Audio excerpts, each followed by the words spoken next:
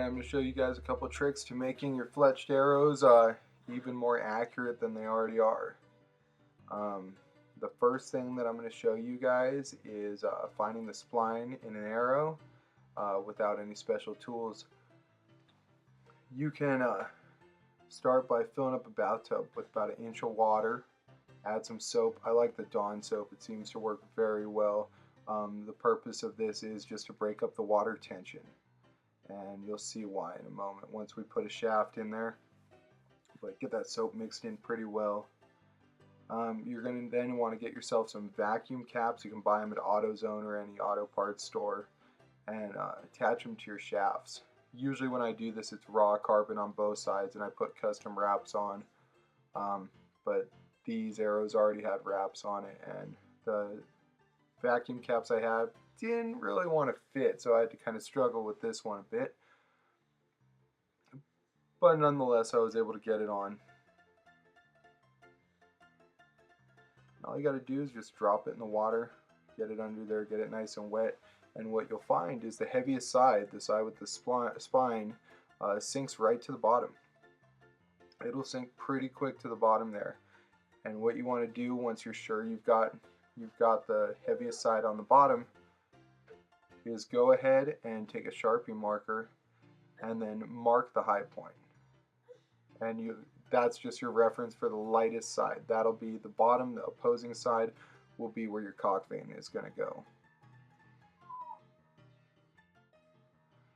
And you're going to want to go ahead and just do that with all the arrows you've got. And like I said, it takes a little bit of time, but you'll definitely notice the difference. Your groupings will be a lot tighter just with this one step.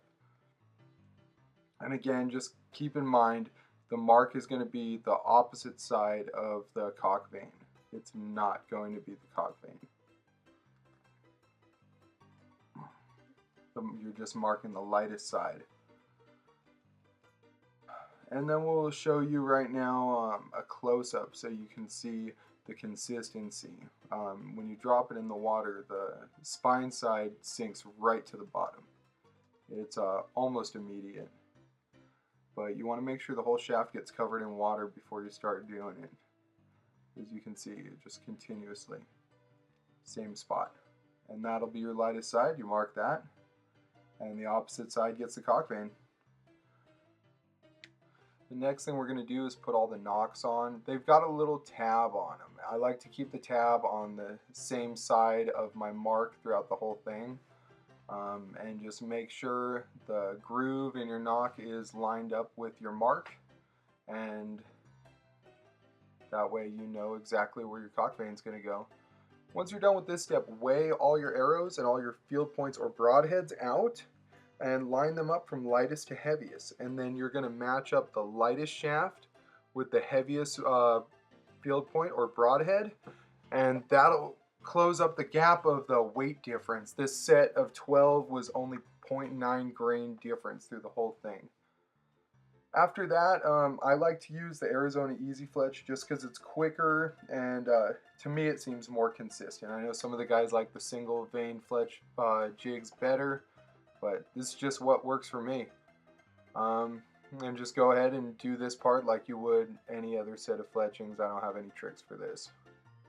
So happy shooting, and I hope your groupings get all the more tighter because of this video.